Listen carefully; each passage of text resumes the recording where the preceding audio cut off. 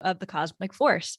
I'm one of your hosts, Emma Park, and tonight we are discussing everything you need to know before Crimson Reign, which came out today, actually, if you're watching this live.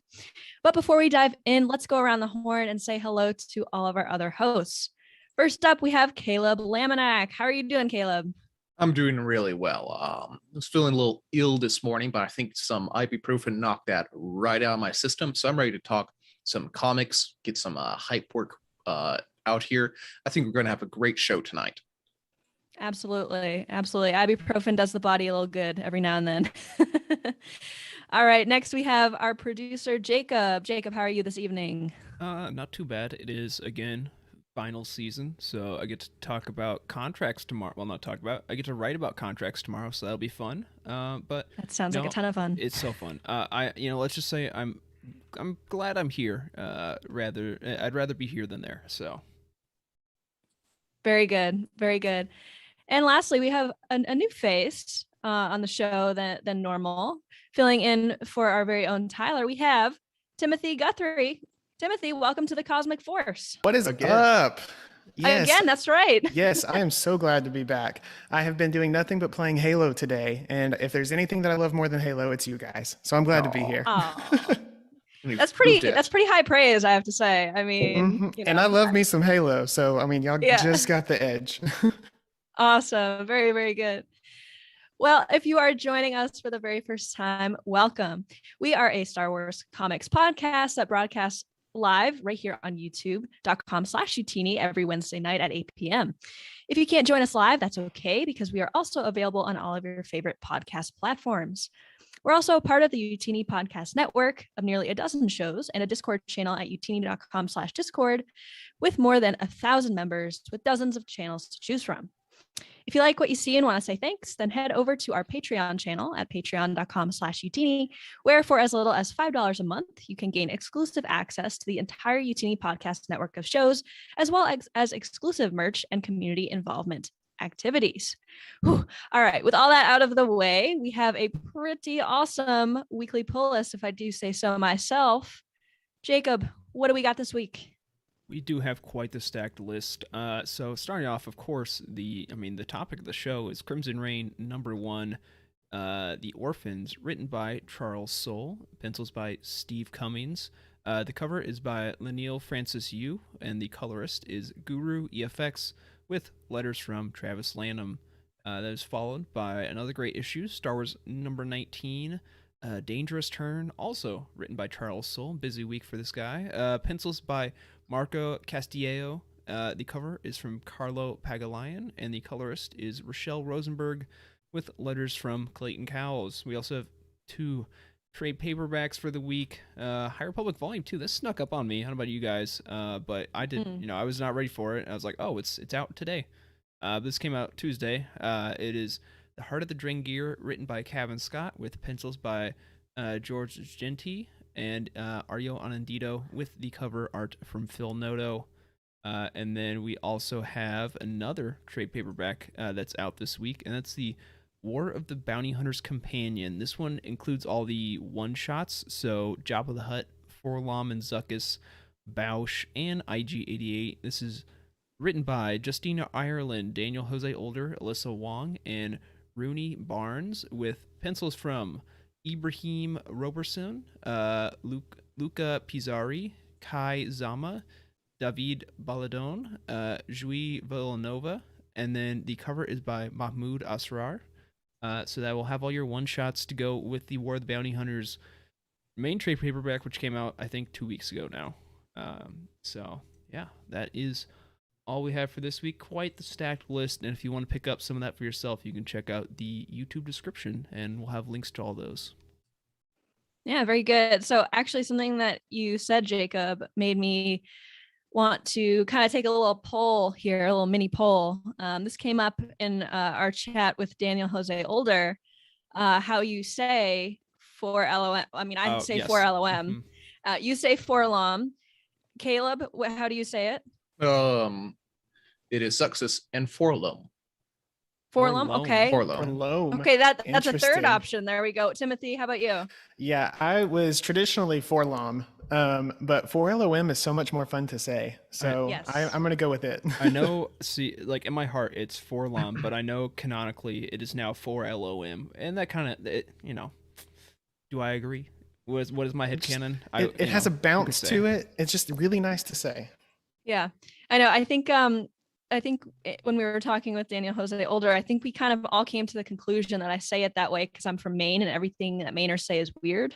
So I don't know if that's true or not, but anyways, that just I always laugh when we talk about how to pronounce things in Star Wars because there's never really a totally right answer. It's like Han and Han and all those fun pronunciations. So with that, next up is what we're loving. So what is this I see here? We have art from Jacob, I believe. Yeah. Is that right? This one's a little different. So this is, I had to scrounge a little bit to find something that would work for this one. But for those of you who don't know, this is a bit outside our normal comics, Star Wars comics specific coverage. But the legend George Perez, he's a giant in the comics community. He did the art for the definitive Teen Titans run, one of the bigger Wonder Woman runs in the 80s, and of course Crisis on Infinite Earths, groundbreaking stuff. He announced that he has stage 3 cancer, unfortunately, this week, and inoperable. So it's very, very sad day or very sad week for the comics community. So I wanted to highlight a bit of his art and wish the best to his family. This is something from, I found this. It's a 1993 Topps trading card that he did. It's so cool. With a Gamorrean guard. I actually had on the back of it, they had a quote from him about it. Let me read this. I felt the Gamorrean guard would be quite intimidating in extreme close-up. Besides, comic art is one of the few places you can make a rubber mask look like the real thing. And a comics pro for 18 years, he's done considerable work for both Marvel and DC, including The Avengers, The Fantastic Four, New Teen Titans, Crisis on Infinite Earths, Wonder Woman, and The Infinity Gauntlet. So, small. Few little indie back comics catalog, there. thrift store finds. I don't know the dollar bin. Yeah, I don't know if you've heard of those ones, but yeah. So, best wishes to George and his family. A legend. That's why I have the Crisis behind me, just off frame on my shelf today. But yeah. And he loves comics and loves fans so much. I saw in his statement that he wants to still do more cons and just wants to hug people that love his work. Like he's trying to schedule massive book signings and stuff because he's like, I want to go out on a good note doing the things that I love. That's so cool. Like what a good dude. So. Yeah, he retired a few years ago because of his health already, and he's like, yeah, I couldn't he with lost eyesight in one of his eyes, couldn't do art anymore. He's like, yeah, I might not be able to draw, but I can still sign my name with one eye, so I'm all good. I was like, all right, so well, cool. Best to make the most out of your situation, I suppose. Absolutely. Yeah, that was a nice tribute. I hadn't heard about that. That's very sad, but all the best to him. Yeah. Caleb, we have a community submission. Tell us about that. Oh, absolutely. This one came in from Moonflyer, aka Dave. This one was a little appropriate, and I really just liked this artwork a lot. It really stood out when I read it last month. This is from Star Wars number 18, the one that just came out last month. It's showing a young, you can't tell, but a young Han and a young Kira back on Corellia, staring up at the stars, doing the thing that young children do in the Star Wars universe and wishing for a wider world to come and go out. This one is art by Ramon Rosales, and it's just a really nice piece of art here for Kira reminiscing about the good times with Han. It's just a really powerful sort of piece of work here. I love how it takes the entire page up and has the gradients from the space down to the atmosphere down to the the slums below. It's also we can maybe dig a little deep into it. You can see Han and Kira in profile above the Imperial Star Destroyer, just symbolizing that they think they're above the Empire. we'll see how that plays out. But just a really, really solid piece of artwork. So thank you, Dave, for that submission. We will be reintroducing hopefully this segment. So we do sometimes go back. So pop some of that art that you're interested in on our Discord page. We might feature it, and we are really looking forward. And everything you post, we all see, and we all appreciate everything you do. So keep that art coming. Yeah, absolutely. We love looking at all these really awesome pieces of work you guys send in. So yeah, that was awesome. I love the coloring on that page specifically. It stands out to me very much. So awesome stuff. Before we move on to our main topic here, I know that we're all playing Halo. I get it. But are we reading anything fun other than contracts, I suppose? It's like I got my selections for contracts books behind me, but no, I don't think I want to talk about that. Was actually reading, because I got a hard Rebellion Volume 1 earlier. It's actually the old Dark Horse 2013 run. I read the first 12 issues of that, and that's actually really interesting because it's very, you can tell it's 2013, so just a few years before Marvel took over and started their run. And it's set in the exact same time frame, right after Yavin. So there's a lot of really interesting. It's fun to see like a completely different take on the exact same situation. It's very Starfighter heavy. Like Leia spends like half her panels she's in an X-wing. So Emma, you should definitely give it a try. She's definitely a lot more action hero-y in this one than some of the other interpretations. A lot of fun. Definitely something that if you see the opportunity, you should pick it up. A lot of very interesting ideas. It only ran for 20 issues, so I'll try to find the last 8 and give you guys a rough idea of whether or not it's fully worth your time. But the first 12 issues, really great stuff. Awesome. Yeah, I'll have to check that out. That sounds right up my alley. Anything else from you, Timothy? Let's see. So I started trying to read the X-Wing books a couple months ago, and I'm on book 3, the Krytos Trap, I think. But then Halo happened.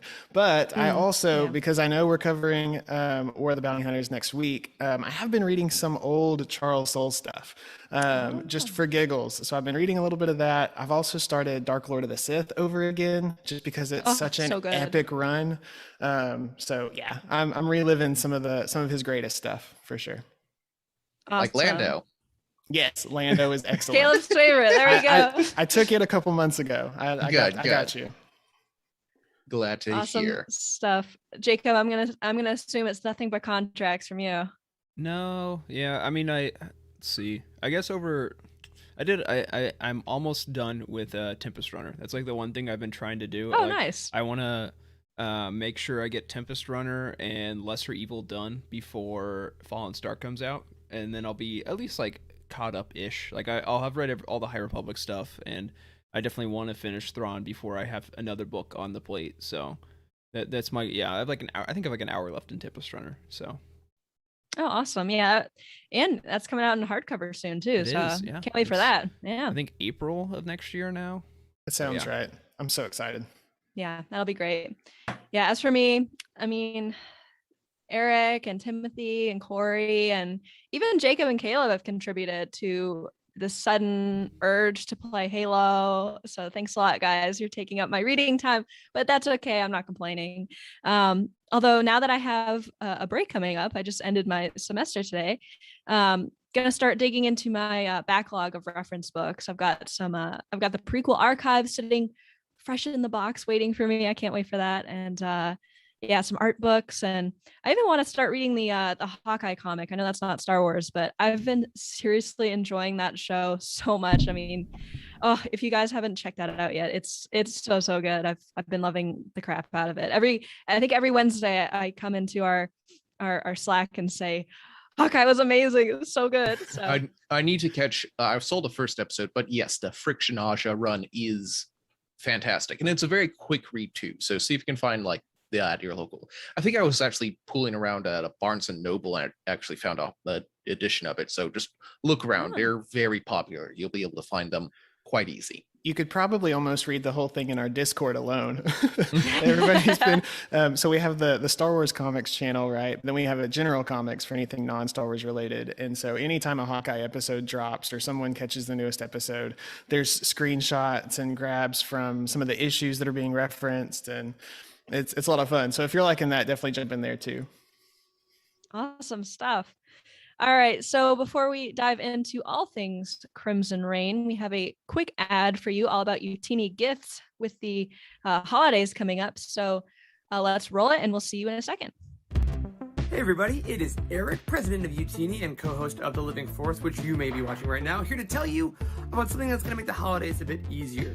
We have made a new website for you called utini.gifts. Now, this is a website that is based around the fact that shopping for Star Wars fans is very hard. We like a lot of things, we also don't like a lot of things. So we at Utini have made some curated gift guides for you to make shopping for those in your life a little easier, and to make shopping for you a bit easier for people in your life. So whether you want Star Wars apparel, you want collectibles, you want stuff for gamers, you want stuff that's only featuring the child, you want stuff for your office, kitchen, what have you, we got guides for you curated through sites like Etsy, through sites like Amazon, through anything you can imagine. We have scoured the internet for really fun stuff. Head over to utini.gifts, that's gifts plural, like things you're going to find under the tree. Get shopping today, get anything you want for the Star Wars fan in your life, and let us know what you think.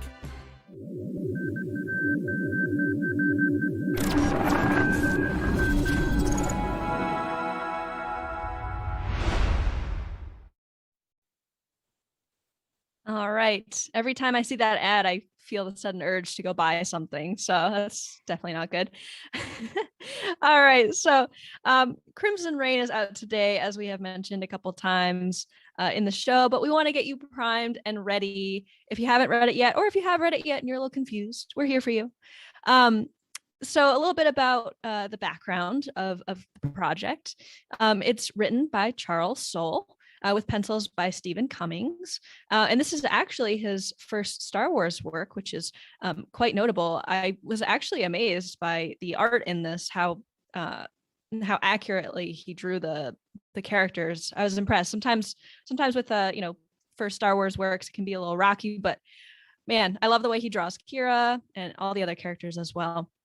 And the A cover is by Lionel Francis Yu. And this is part 2 of the Kira trilogy, and part 3 was revealed to be called Hidden Empire. So we have a little bit of I guess we could call it the Kira trilogy, which I never thought I would be saying in 2021, but it feels so good. So obviously we got Kira in War of the Bounty Hunters. That's when we first got introduced to her again, post Solo. It was very shocking. I think we've talked about that moment multiple times on the show. So you've heard all of our thoughts about it. But Timothy, what were your thoughts when Kira was revealed in War of the Bounty Hunters? I was absolutely blown away. Whenever that cover, not cover, but once we see her face, she's coming out from under the hood, I was just absolutely shocked. Couldn't believe it. It feels so right. It does feel good, but it just feels right. Like it's her moment and she's having her time back in the sun, and I'm all for it. And I hope it lasts forever. Yes, we are here for all the Kira love, and especially all of those covers that have been coming out recently, even with the Star Wars mainline. It's caused me to create a little bit of a collection. Not as great, it should. You have nothing to apologize for. Yes. It's not great for my wallet, but it's great for Kira love. So we love that.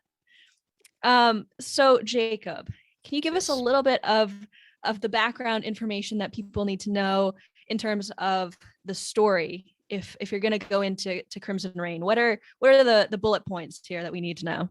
Yeah. So, I mean, this is basically this, like Emma said, this is part 2 of a trilogy, and part 1 was War of the Bounty Hunters, which ended, I guess, right around a month ago now. I think that's about right. Yeah. And so I'm basically hitting bullet points of War of the Bounty Hunters. If you have not read it, which I'd recommend you do, here's what you need to know. If you're just gonna jump in on Crimson Reign, this is what you probably should know going in. So this is all between Empire Strikes Back and Return of the Jedi. It starts with Boba Fett trying to return Han Solo's carbonite slab to Jabba when it's stolen out from under him on Nar Shaddaa. We find out that the thief was Crimson Dawn, which is now led by Kira. They're trying to re-enter the galactic stage and have a lot of grand machinations surrounding Han Solo. And they invited all the crime syndicates, including the Hutts, the Empire, and the Rebels, to try and auction him off. So all of the main characters from all the ongoing runs end up at this event. Vader's there trying to grapple how he's going to handle his allegiances to the Emperor and what he wants to do with his son Luke. Afra's there with Sana Starros to try and go on a mission, a covert mission for Domina Tag. Valence is trying to rescue Solo because of their past in the Empire, and he briefly ends up siding with Boba Fett. And then the Rebels, Leia, Luke, and Lando are there to rescue their friend and try and win back a little momentum following the hard events of the first 2 volumes of their series. But they all converge, come together, and in the end, Vader gets the Executor for the first time and is trying to build up resources for his future. Afra returns to Domina with some nice intel on the Black Sun and the Crimson Dawn, and is now, after the Force technology of the Ascendant, not the Chiss Ascendancy, but the Ascendant, then Valence ends up getting destroyed again, and is rescued / fixed up by Darth Vader. Then you have Boba Fett, of course, as we know, gets Han Solo back to Jabba and is in his good graces. And the Rebels are sad because they failed to retrieve Han. But coming out of it, Luke in particular is determined to set out and become a Jedi Knight so he can eventually face Darth Vader. I think that's about. I would say that's generally about what you need to know. I was about to say that's a good, that's the good bullet point for Wikipedia there. Yeah. Yep, very good roundup. So next we're going to start talking about some of the key players that we know, and we're not going to go into any spoilers, by the way, for what came out today. We're going to just talk about what we know based on information from Charles Soule, information from the covers that have been released. So no need to worry about spoilers here. You are safe. So Caleb, why don't you lead us through some of the key players here? All right. The very first key player I think we should probably talk about is Kira. Yes, that is important. Let's start with her. She's kind of head honcho of this whole thing. She's taken control of Crimson Dawn and medium in the time that it's been away from the screen. Definitely seems to be setting up a bunch of huge plans. Definitely seems to be having an agenda here. If you read the preview that he had, definitely seems to be very much gunning for the Empire. So this is the big question I have is this her desire? Is this her wish? Or is it the inherited will, for lack of a more romantic term, from her master, Darth Maul? That's a good question. I mean, it seems like she was kind of biding time for a little bit, in between Solo and I guess now when we see her, because clearly she was still involved with Crimson Reign, building up resources, but again, kind of in the shadows, just kind of sneaking around there. So I think it's definitely self-motivated. Otherwise, she wouldn't put herself as the head of Crimson Dawn. I think she might have somebody else that might know, I guess, the crime syndicates a little bit better. So I definitely think that there's some self-motivation going on there. I definitely have another thought about that, but that's based on what I read in the comic today, so I won't go into that. We will talk about that another day, though. Yeah, I mean, her motivations are, at least what she outwardly shows as her motivations, are pretty much on full display in this issue. So it's hard to really talk about it when we kind of know. If you read today, you kind of know. Yeah, I think inherently, I mean, she wants a better world, I think. I mean, she's always tried to make the best of her situation where she is. She's always, had the worst of luck in her surroundings and environment, and being placed under people where she's challenged. And so she's like, well, instead of dying, I need to figure out how to fix this, how to be better, and how to win. And so I think it's she's just going to do what she's going to do. And yeah, if it looks like it's going to be taking evil on, then go for it, whether it's malicious or not. I think she's got her I think she's got her heart in the right place. We'll see though. Yeah, I think she definitely has a very strong sense of right and wrong. Like she was wronged when she was a teenager on Corellia, and I think she's trying to like maybe get a little bit of revenge for that in a way. Just on the galaxy, I think she feels kind of wronged by the galaxy in a way. So yeah, I'm very interested to see sort of how much clearer that her motivations are going to get, because I do think that we're going to get a very spelled out answer as to her motivations for sure. Absolutely. She seems to have, gathered a huge, like, well, maybe not huge, but a very select group of followers here. And we saw that referenced at the end. We've seen them like throughout the series. And she definitely seems to have like the who's who, like a real pedigree of like extremely powerful groups underneath here. Let's start diving into it. Like the one that was the most, I think, surprising for me was she's working with the Knights of Ren. Yeah. We saw them kind of as secondary antagonists in the movies, but we didn't really dive into them until the Rise of Kylo Ren, the 2019 comic, led by their master, Mr. Ren, Sir Ren. Ren Man. It's very confusing. It's the Knights of Ren. The leader's called Ren. His lightsaber is called the Ren. And we have Kylo Ren. Exactly. Not confusing at all. Yeah. Exactly. And what's even more confusing is their membership has definitely changed. Like we see a couple of their members in the comic here, and what we can reference from this era to versus what we saw in the comic set, I guess 20 years later, there's definitely been some changes up there. Like, well, and that's not really that surprising. Like that, I don't think we should call that a spoiler warning. Like they definitely high grade mooks, but it's kind of a giant dark side mercenary company. So they definitely seem to have like some minor dark side powers. They're definitely fueled by that, but definitely nowhere near on the spectrum of Sith.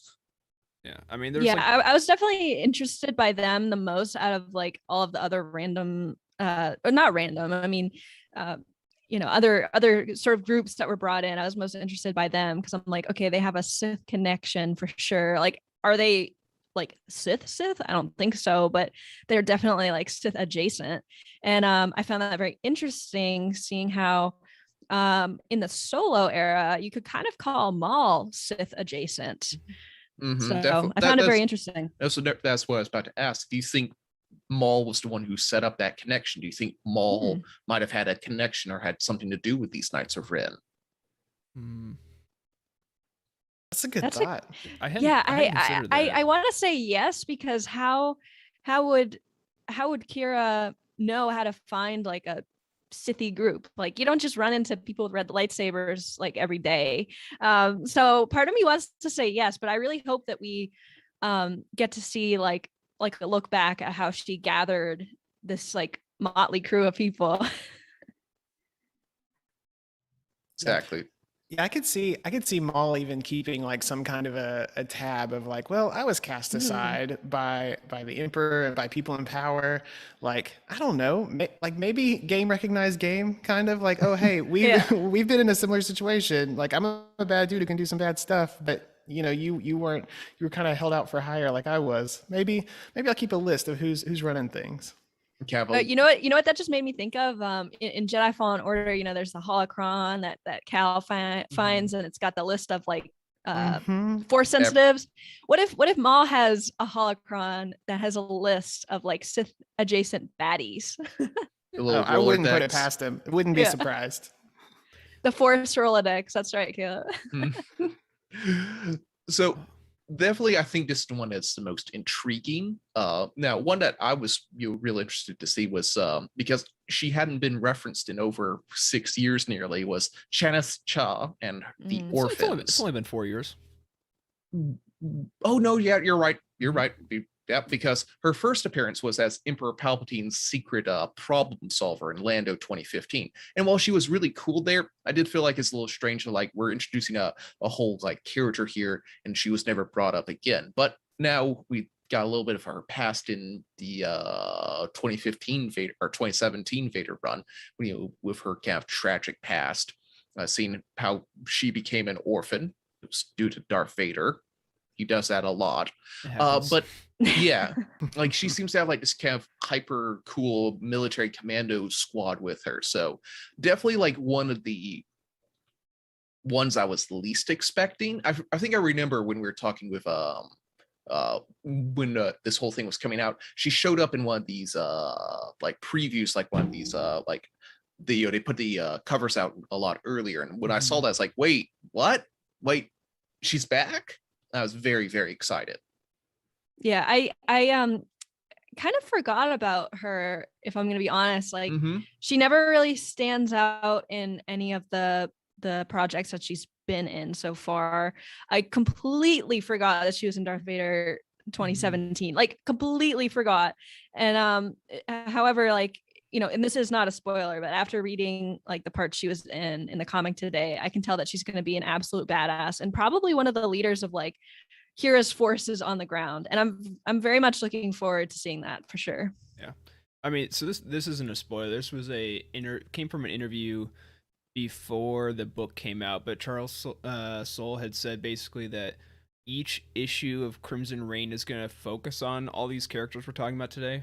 So this one was issue 1 was the Chaneth Cha and the Orphans issue, and then there would like be an issue I think with Deathstick, probably an issue with maybe Ochi, and then the I know the Knights of Ren I think was supposed to be issue 4 is when they're going to be prominent. Yeah. So like there are each like main or each like kind of important factor. Lieutenant. Yeah, lieutenant. Yeah, pretty much. Each lieutenant is going to have a little moment to shine in each issue.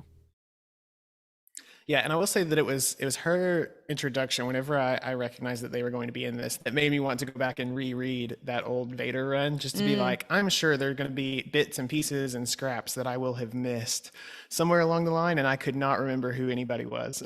so it was a good call to go back and re-educate myself. Exactly, and there's a few like action beats that do directly reference the 2017 run. That it definitely pays off if you like this issue already pays off if you read that. Yeah. Absolutely. So that's the one that I think was the most surprising for me. One that's me less surprising was Deathstick. I keep wanting to call her Lady Deathstick. That's because Lady Deathstrike was a Marvel villainess, I think. I think that's right. But anyway, Deathstick was originally from the Star Wars Uprising mobile game, which you can no longer play, I think. Yeah, I've never heard of that, like ever. Deepest cut. Yeah, no, it's very weird. A lot of people are very upset because it was a mobile game that had like legitimate like standalone like canonical story that is now like they just like shut it down. Like you can't go back and see it anymore. Like I think the only time Dr. Aphra has ever been animated was from this game. Like she was in it. Like it was so the like Imperial Super Commandos were in it too. I think like that's where they were introduced or something like that. Do you guys know what year was this? Does anybody know? I want to say like 2016, 2017 maybe. But, okay, interesting.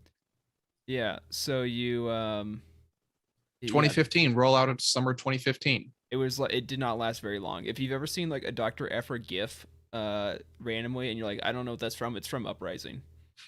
Oh, okay, because I have seen a Dr. Aphra GIF and I was like, wait a second, where am I missing something here? It like ceased I've operations in November of 2016. So it was around for a little over a year, like 13 months. Okay. Quick cut, man. Yeah. That's very unique for a mobile game to have like unique character. Like Deathstick was like original to this game. Yes. That's amazing. You never see that nowadays. There was even an art book that was produced for this game, but it was only ever like you could only get it if you basically worked on the game. Oh, really? Interesting. I was gonna say because I collect the art books and I've like literally never heard of that. So I'm glad I'm not missing something here. I hope Jose and Trevor are listening because we need an archives episode on this game stat. Yes, please. Yes, I absolutely need that. Yeah, here I found it. Let me pull it up real quick. But yeah, it's here we go. Yeah, this is the art book, and there you go, Deathstick right on the cover. Oh yeah, that is gorgeous. Oh, wow. Oh, and that like Darth Vader I was looking supposed to say, kind of thing. looks significantly more red in this edition here.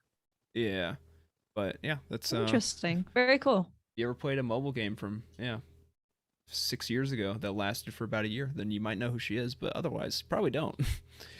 You're probably very confused like most of us when she showed up in War of the Bounty Hunters and you're like, who's this? Like I feel like she was a Legends character that they transposed over Nope. almost, you know?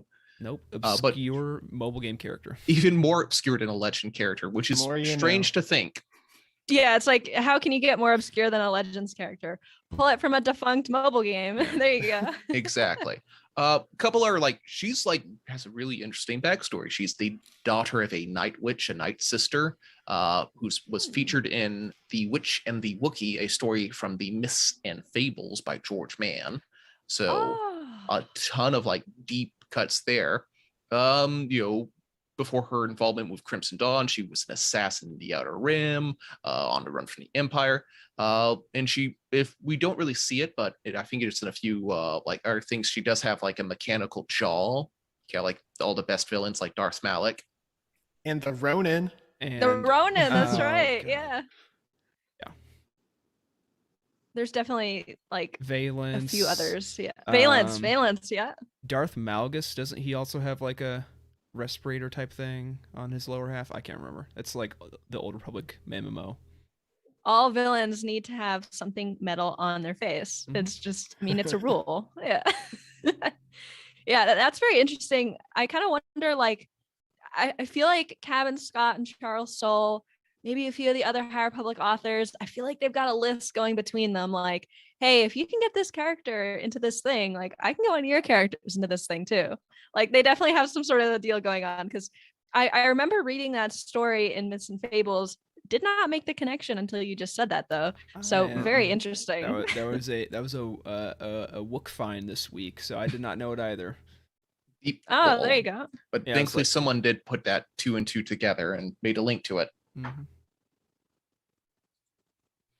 Okay, so as I said, I have no idea what she's going to be doing in this series. She definitely seems to be a very kind of a super assassin sort of thing. So I have no idea what her issue is going to be featuring on. Definitely an assassin. So we'll see what happens. Maybe we'll actually get some of her backstory told in comic form rather than defunct mobile game platform. That would be nice. Speaking of assassins, we have a lot more well-known character here of Ochi of Bestoon. Hold up. Oop, hold up. I'm calling an audible. I did find her mom. Let me. There, the one with like the little afro looking thing next to the Wookiee. I'm pretty sure that's her mom. What? Wow, look at that. He found It's even the got artwork. art. Man.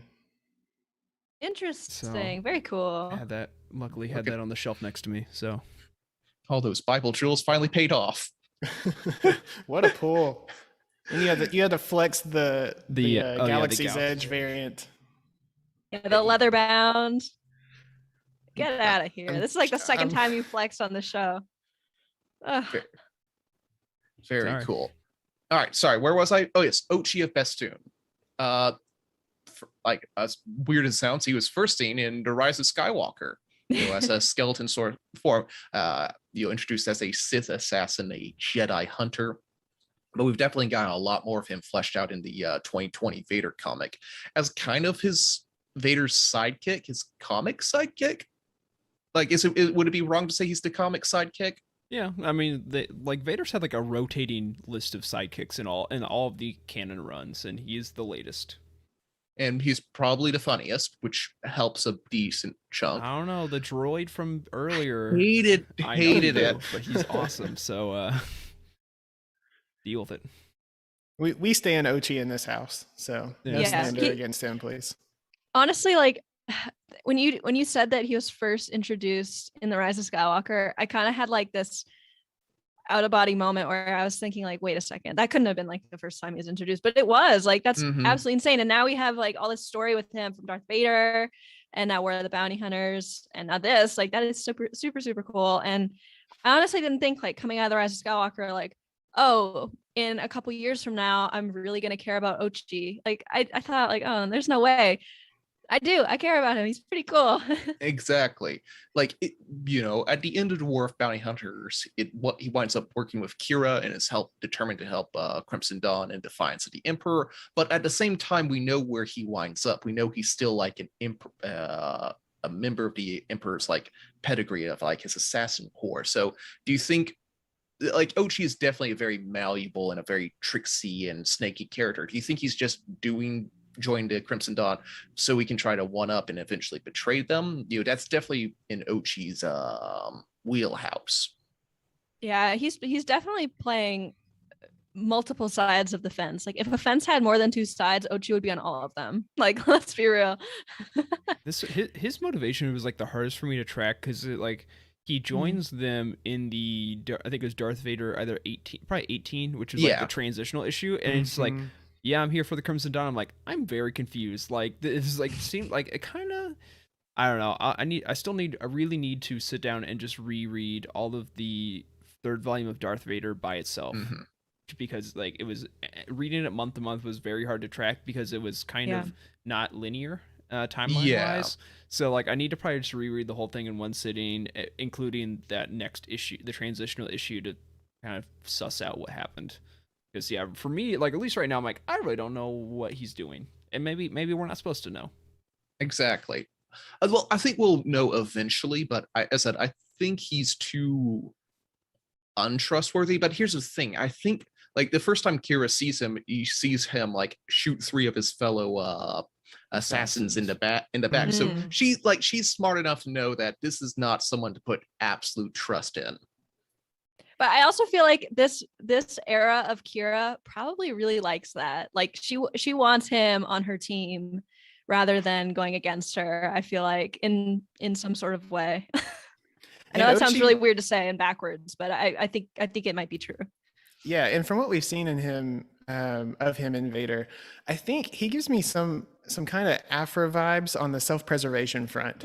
Like he is an assassin up to no good, but at the end of the day, he wants to stay alive. And so when he recognizes that someone can come along and has some power and some weight behind them, I think he's one to watch because he could change at a moment's notice, but you know that he's going to be in it for himself at the end of the day. So. Yeah, I think it was they talked about it in the like preview for this issue that came out a few weeks ago. But it's like Kira's like, well, like I don't trust you, you don't trust me. That's fine. We're just like we're here because we have a common goal and we can ally together for now. But yeah, like we're not friends or anything like that. And that's kind of definitely seems to be the case here.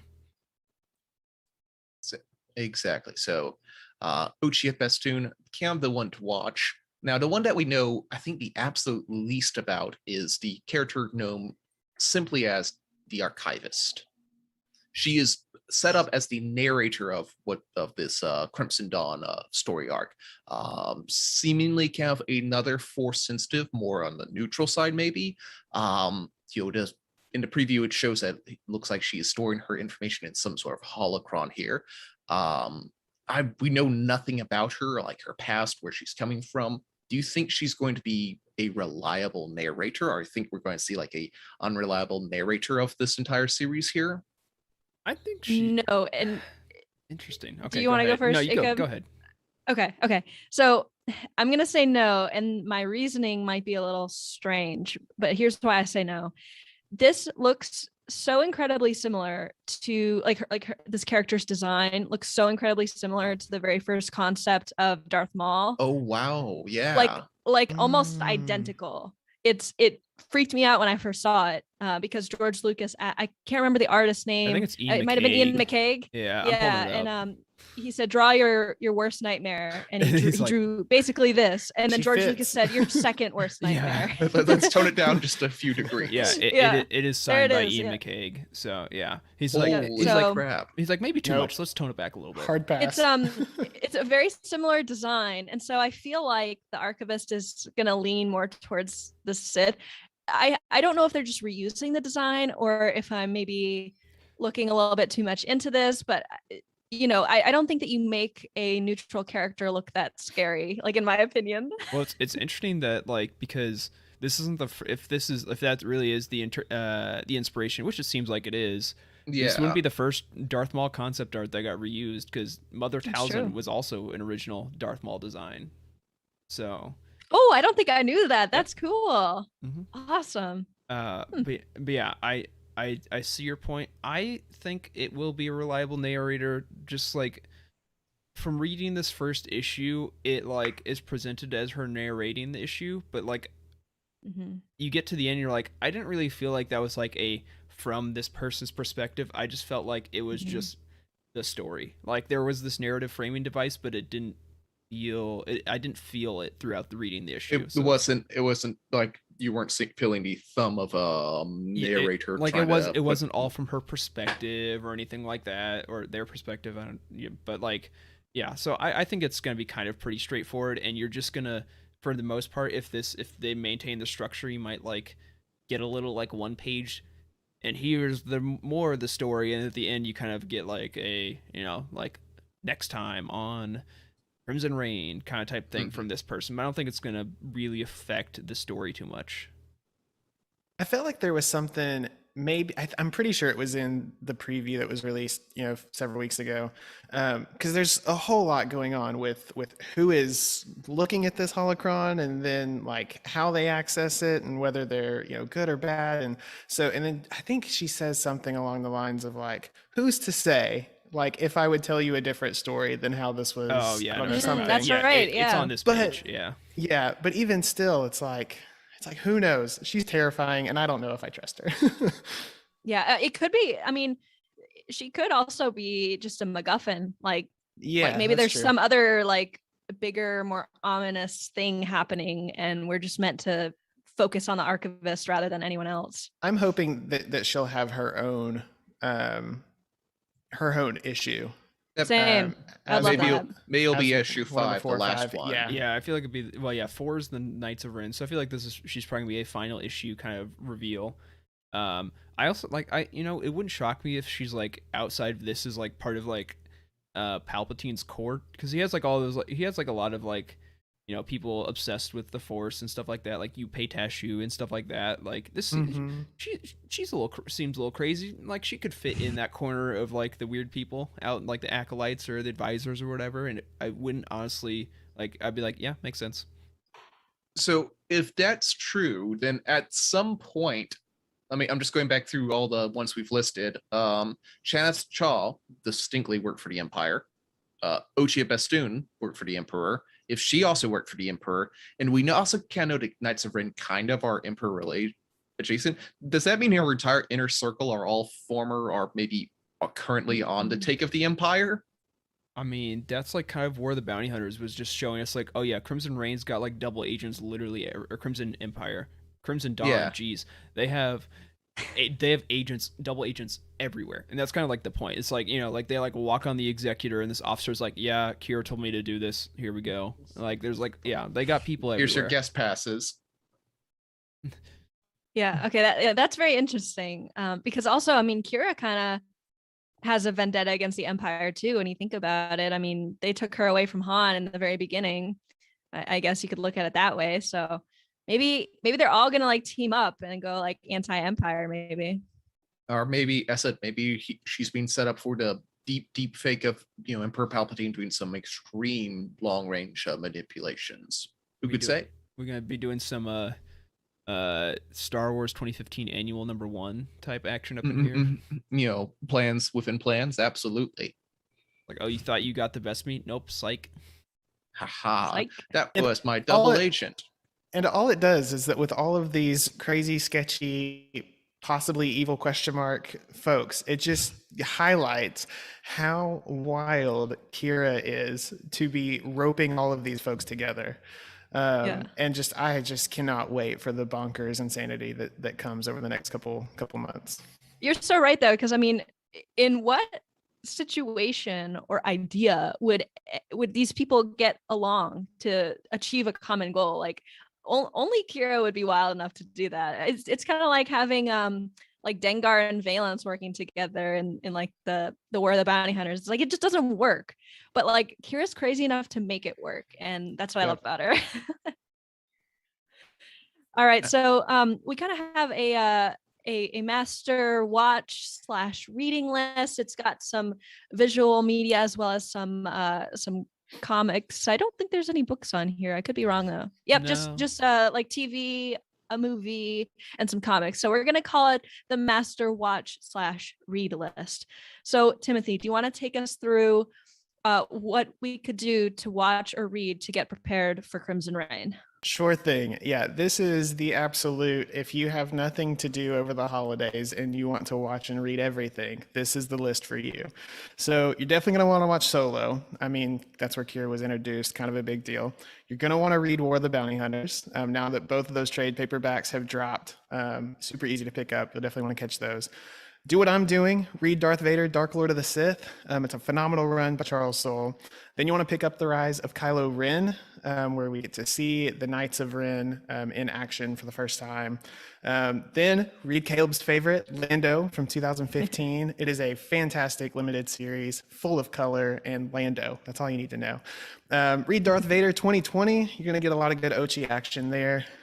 Star Wars 2020, specifically issue number 18 is worthwhile.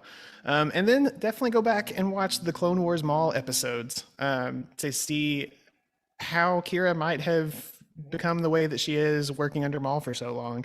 And then the final episodes with Maul and Rebels, all of those are fantastic. Specifically the way that his role kind of ends in that series could be pretty important. Predictions. Do y'all have any predictions for what we're going to see next? I mean, who's going to pop up? Like from all of these runs, what are we going to see? What's going to happen? So this question is a little harder to answer, like dancing around spoilers from today, but we're going to do it. Mm-hmm. So I do think that we are going to learn about the power, like the transition of power between Maul and Kira. I really do think so. I think that's going to be extremely important in this run because that is like what I can think of is probably the biggest gap of knowledge that we have going into this. And I think it's like why do these groups of people that are so powerful? I mean, you've got the Knights of Ren and a bunch of like bounty hunters and Chana Cha and the orphans. You have all these people that could be doing their own things. Why are they following Kira? And I think that she's earned their respect in some way. And I think that we as an audience are going to also learn how she gained everybody's respect. So I do think that we're going to get some flashbacks, and I think it's going to be pretty mind-blowing for sure. Nice. Caleb, how about you? Any predictions? Predictions. I think we have like a separate discussion about what to expect for callbacks from the rest of Charles Soule's work. I'm expecting at least one major callback per issue. So we're going to see a lot of things that he's done in the past that are setting up and introduced in the rest of the series. So we're going to see some like kind of crazy things that we definitely did not expect. I can get out more into this a little later, but definitely we're going to see a lot of callbacks to his previous epics. I mean, basically we were talking about this pre-show. The only thing that we couldn't, like, only comic thing that we couldn't really find a clear connection to right now is Obi-Wan and Anakin, which is like a mini-series he wrote. Mm-hmm. But we were like, we had some ideas for what, like, basically everything else he's written is in our like read list. But we had some ideas, some theories on how it could be brought in. But like, that's the only thing that he's written that like doesn't naturally go with this right now. And it's the only thing he's written that doesn't tie into anything else that he's written either. Like everything else is very standalone. Yeah, exactly. Mm-hmm. So, like, if I were to say anything, I think we're going to see the Mask of Dark moment come back in. Ooh, Oh, that's a good prediction. I would love that. It was blown. It was on the Imperius, his ship that was blown up, but it is also a Sith artifact. Like, I couldn't imagine blowing up a ship that's being detonated would be that detrimental to ancient dark side artifact. Yeah. Right. Interesting. Yeah. I know that we've gotten some teases. And I know, sorry, real quick. I know Yeah. who would have it. I think Chana Cha would have it because she was the last one to leave that ship. Yeah. Oh, yeah, that's an excellent point. I know it's kind of been teased because we know that the Knights of Ren will be featured in issue 4, but I am hoping that we get to see Ren go up against Vader in some way, shape, or form. Like Ooh. I just the epicness of that, seeing the Ren up against his lightsaber. I don't know. I want it so bad, and to have them have more of a direct tie and connection to challenging the Empire, and specifically like the head Sith. Like I want to see that happen because they've been in the shadows on the sides, not necessarily directly, entwined in anything, but we know that Snoke knew about them. Obviously, Kylo knew about them. Like the Emperor knew about them. So they have this laundry list of folks who know who they are, and I want to see them go up against some of those guys.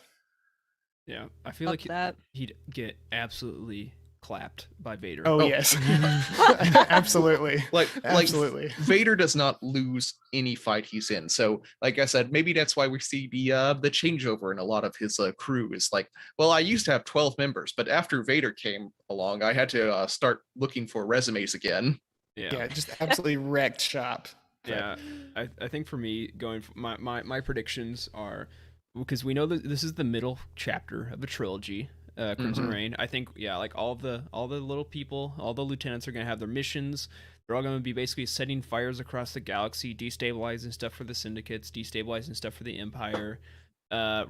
She has plans for the rebellion. I don't think she's gonna be like messing with them too much because they're gonna be a tool for her too. To unseat the larger galactic power system. I think we're gonna be doing a lot of that, and then we're also gonna be hopefully getting that backstory, that like how do we get here kind of storytelling.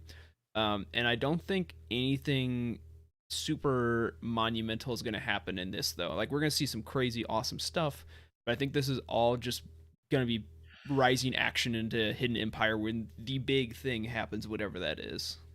This is a wild card and really out of left field, so bear with me here. I love it. How close are we to Return of the Jedi at this point? Timeline wise, or like publishing books wise? Timeline wise, or both?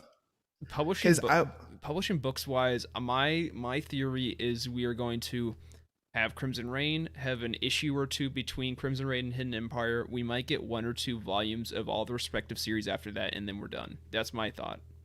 Okay, because I'm wondering if Kira would have anything to do, like the Hidden Empire aspect, I think, makes me think, and how tied all of these individual groups are going to be across the galaxy. I would love to see her have some kind of direct manipulation into what happens on the forest moon of Endor. Like was she involved in the Bothans getting the plans? Like, could her ultimate goal have been to steer the rebellion to get to that point, to then overthrow Palpatine? Like, I don't know, man. We're getting so like close. That. She's I so like close. that. So that's so cool. I'm pretty like I think did we do a roundtable on like volume 1 of I think we did a volume 1 of Star Wars 2020 or volume 2 or something like that. I think so, yeah. But there was a like it was like the first issue of that arc. They like stole one of those arcs. They stole an Imperial shuttle. I'm like, is that the Hyperion? Oh yeah, Tiberius. Whatever the whatever the shuttle that they used to infiltrate Endor. I'm like, that might be that. But yeah, I don't know. We're getting close. I just feel it. It's just buzzing. And for this to be I love that a trilogy idea with her at the helm, I mean, it's got to lead into some of the biggest things to happen. I'm pulling up the good old UT timeline to confirm. There are apparently it's just a year between Empire Strikes Back and Return of the Jedi. Oh, sweet goodness. So that could definitely work with Yes. Timothy's Okay, I thought it was a 3-year plan. gap. It's a 3-year gap between A New Hope and Empire Strikes Back. So it's not a whole lot of time. So I would say shortly after Hidden Empire, we're going to be transitioning into the Return of the Jedi era of comics, or whatever they do next. Right. Like imagine after all of this is over and we go back and we watch the original trilogy, as we do, and we just see Kira's like fingerprints all over it. And that would be so much fun. I would love that. Yep. I love it. I'm rooting for that prediction. That is my favorite one. Kira's about to become the oh god, what's her name? The Jyn Erso of Death Star 2. Yeah. Sign me up. I will be first in line. I'd be down for that. There I are would far be worse down. ideas I've heard. Cool. And then are there any other callbacks that y'all expect to see from any of the older Soul work or anywhere else in the Star Wars galaxy? I mean, I don't know how. I personally don't think that there's like a route for this to happen, but it'd be really sick to see like a tiny, tiny, tiny callback to the High Republic, like the smallest thing. Maybe they go to like a planet or they see a wrecked Nile ship or something like that. Like that'd be really cool. Just something to tie, tie those eras together. Didn't he do that in Rise of Kylo Ren? Like Avar Kriss was on the holocron, or they went That was to the first time we saw her, right? yeah, Yes. yeah, There- and they went to one of the planets too, Like, right? Yeah, they would tell like, Frona. Yep. Right. I would almost lay money down that there's going to be at least one reference to the High Republic somewhere in this story arc. There was in this issue. I'll tell you guys afterwards, but there was in this issue. Okay. So Oh, well, yeah, see, you're look, gonna, I you're won gonna my have to money message back. me because I missed it. it's very minor. So DM me or like find me in Discord if you want me. I'll spoiler tag it in our channel in Discord. How about that? It's very minor, but there was a like slight reference that I saw. One of my predictions, I think, between Soul writing this and the Star Wars mainline right now, we definitely have to have a reunion of Chanth, Cha, and Lobot. Mm. Ooh, Especially with that'd be like, nice, all the yeah. emotional work he's been doing with Lobot in Star Wars and their history that was implied in the Lando comic. I think they definitely have to cross paths at some point. I like Absolutely. That's something, man. I don't know if there are any callbacks in particular that I would expect to see. Going back through and looking at the list, I think I just want more from the Knights of Ren. I want to see if anything, like I know that technically takes place after this, but like more into their history. I want some kind of deep pull into. I want Ren monologuing, basically, is what I want. So give that to me, and I'll be fine. Doesn't Ren mention in the Rise of Kylo Ren?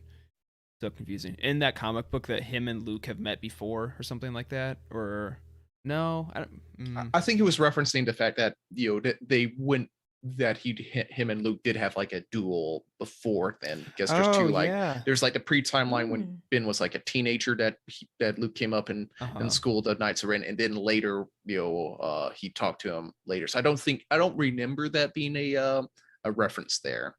They could very easily not cross paths just because Luke's off doing his Jedi stuff right now. Mm-hmm. So yes. That would be cool though, like especially now I really want to go back and read The Rise of Kylo Ren, because if that was like even hinted at in the slightest, I would love to see them cross paths for sure.